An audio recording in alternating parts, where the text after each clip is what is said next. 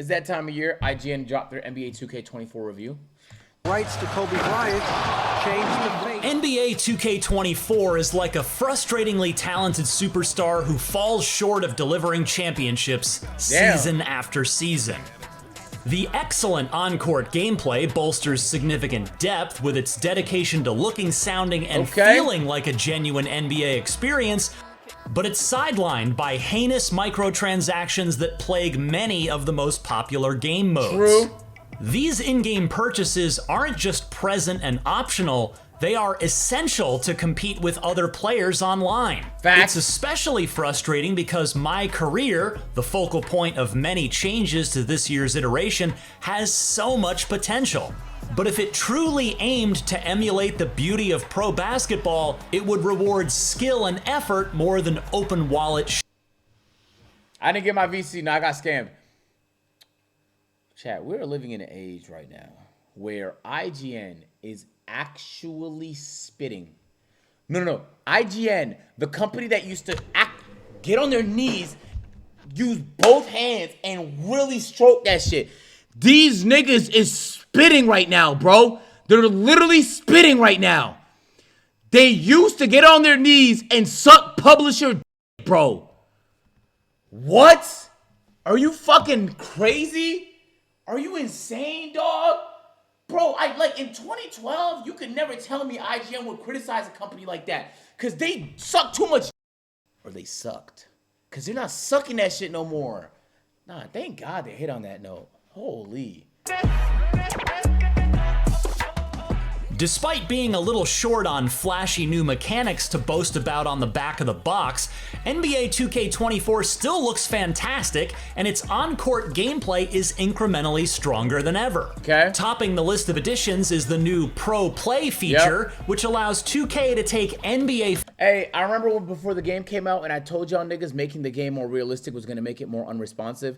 I'm glad I'm fucking right again, bro. Oh my God, clap it up for me. It's almost like I've been fucking playing 2K for centuries now. I've been making the videos for dumb long. Who knows? Who knows? But that's exactly what happened, bro. What did you think was gonna happen?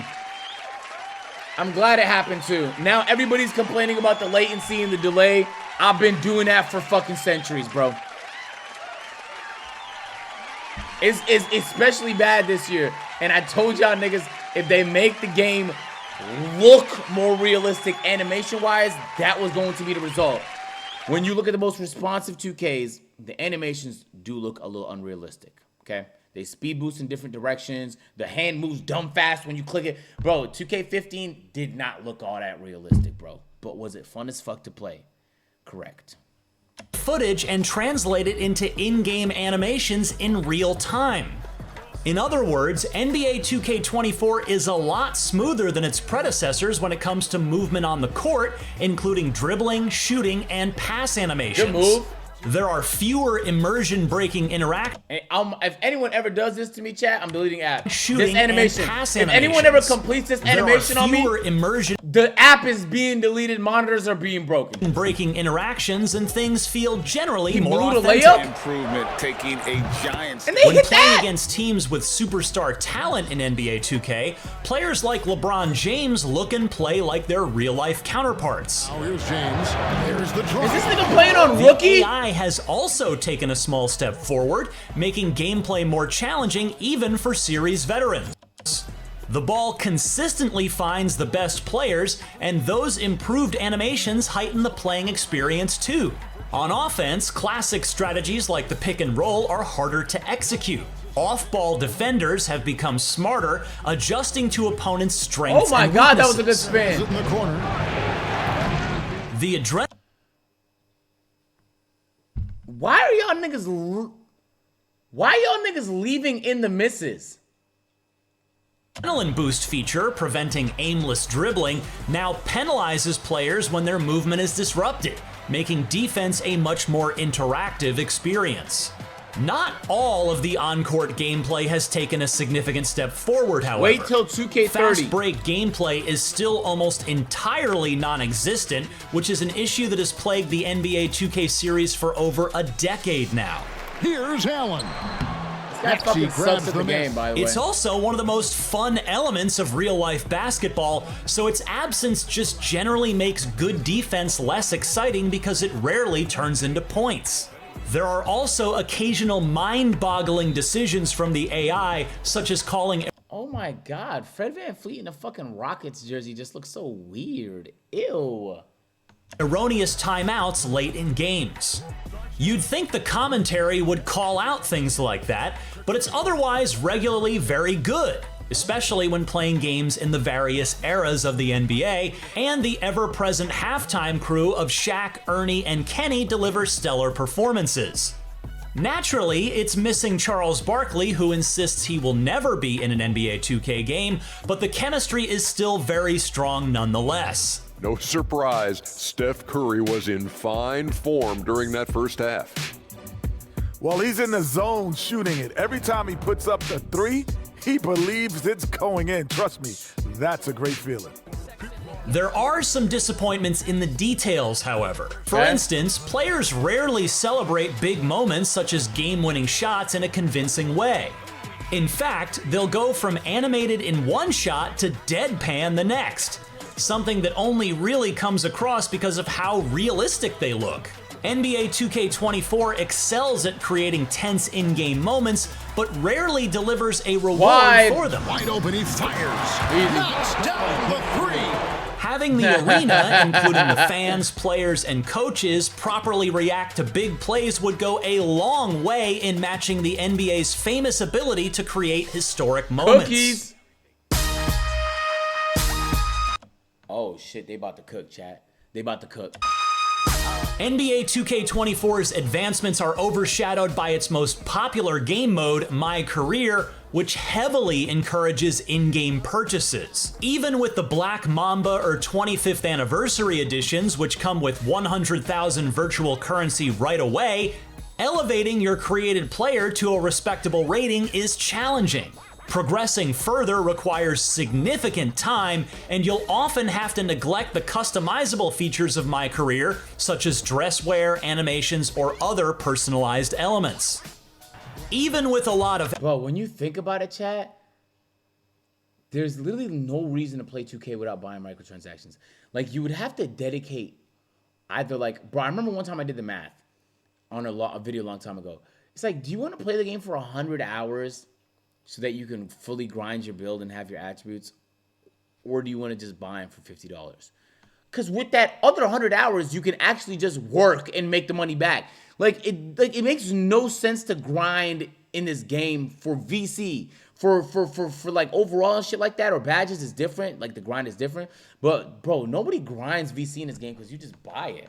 The effort, players who grind out VC will regularly be the lowest rated character on the court for a while. Mycareer positions you as an emerging starter in the NBA, frequently pitting you against players with vastly superior ratings.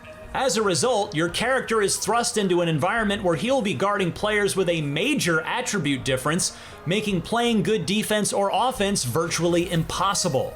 Effectively, the only way to play here is to pay, and that's just offensive. Ooh! This IGN is different, nigga. Yo, this is not the same IGN from back in the day, bro. Again, on their knees, two hands still back in their throat. Bro, this is a different IGN. It's especially absurd when you consider that most players will likely purchase the regular edition of NBA 2K24, and they will be rewarded with a created player that starts with a paltry 60 overall rating. And because of the systems at play, losing regularly nets you next to no VC. Literally. It establishes a maddening cycle of not having a player good enough to compete without hope of ever being able to improve them. NBA 2K24 wants you to open up your wallet and punishes you if you don't. Deadass. There is even further evidence of this being an intentional cycle, too. Badge progression, a mechanic that helps differentiate players from one another within specific contexts, can now deteriorate when they aren't actively being put to use. Yo, chat, I heard so many bad things about this feature so far. I haven't grinded my player yet, so I wouldn't know. But I heard so much bad things about this feature. This feature is going to incentivize everyone to only play one way. If you're a shooter, only shoot That's it. That's all you should ever do. Otherwise, they're going to punish you by removing your badges, bro. It's so dumb. Like, what does it add? How does it improve anyone's experience? For example, if you are working on a badge that improves long-range shooting ability, but come across a matchup that dictates less three-point shooting and more driving to the basket, you now risk that badge progression by altering your game plan. Not only does this dampen the enjoyment of being creative, it encourages maxing out your stats as quickly as possible so you don't have— Yo, chat, we are up so many fucking subs this stream. Appreciate all the new subs, nigga, all the resubs, bro. Thank you guys, dog. have to deal with bad matchups in the first place. If you give him any room to breathe, he's a bucket. It's worth noting that it doesn't have to be this much of a drag either. Mycareer comes with a location change this year, an open-world, Miami-inspired beachfront to roam around in.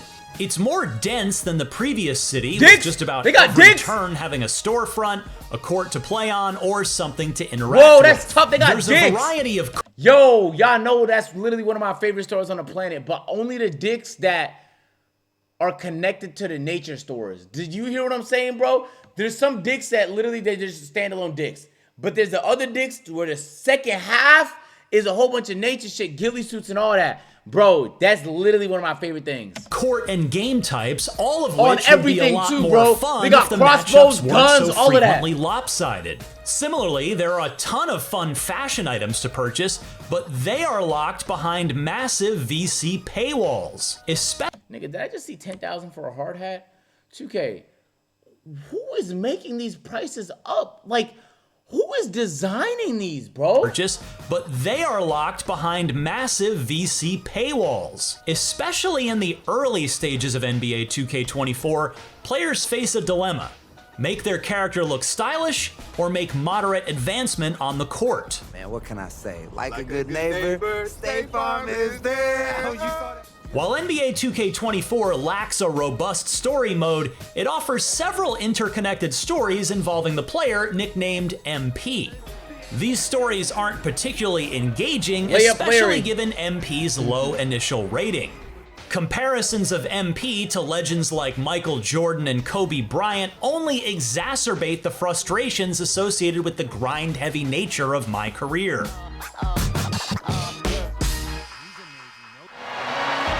Kobe!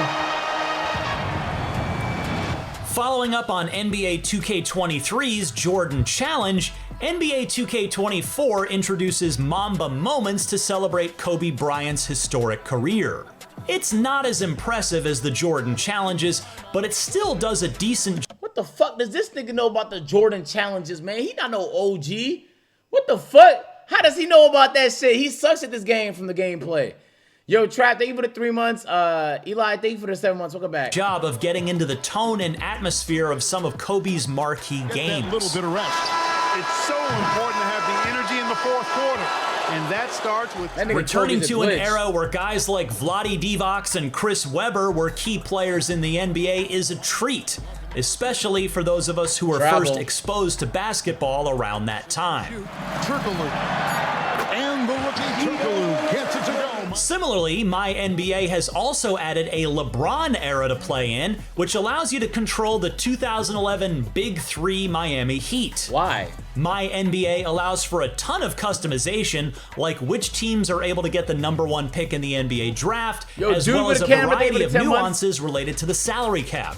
While there aren't major changes to MyNBA, it remains the best place to sink time if you're looking for a safe. What do I mean? Why? Because the reason why they're doing Kobe is because 2K24, so they're doing Mamba moments. They're using his brand to sell the game.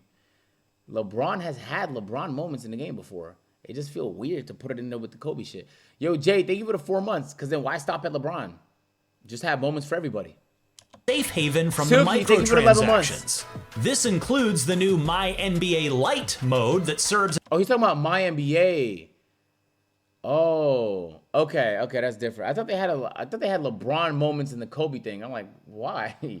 Why? Kobe doesn't have enough moments or some shit? Like, nigga has hella moments. It's a nice place to set up shop for a less intense franchise mode with fewer complications. Bro, I do not miss playing my GM, bro. say verdict? The old adage, a tale of two halves, really encapsulates the NBA 2K24 experience. On one hand, the hardcore experience is as good as it ever has been, as we should demand from a game that iterates annually, and there are a handful of game modes that allow all of that to be enjoyed without interruption. Damn, this nigga didn't talk about my team at all. On the other, much more nefarious hand, Mycareer is nearly unplayable unless you open your wallet or endure an absurd grind. We love to hear the truth, bro. We love that for us, man.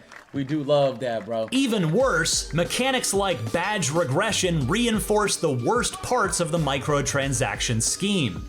Beneath those issues, NBA 2K24 still offers a fun basketball experience, but it requires looking in the right places. Clearly, there is a lot of love for the game of basketball on display in modes like mynba and Mamba Moments. But a lot of that love is lost the moment we're asked to pay an absurd amount of money to compete in the main multiplayer mode. Bro, you know why this is a mind-blowing rating, chat? Yo, Ratchet, thank you for the Prime drop. Thank you for the Tier 1. Welcome to the agency. Because the microtransactions have been getting worse every year, yes, but they've been brutal in the game for a while now, like for almost 10 years. And this is the first time they've actually taken it seriously in the ratings. You feel me? Like, this has been a problem for a while. They've just been giving the game 9 out of 10, 9 out of 10, 8 out of 10, 9.5 out of 10 every time regardless. They've just been giving it a good rating regardless of whether or not the microtransactions was out of control. This is literally the first time I've actually seen them give a fuck about that, which is crazy. Yo, Amon, thank you for the 10 months. Welcome back to the agency, bro. But that's nuts. I did not expect a 6. I thought it was going to be like an 8 or a 9 maybe.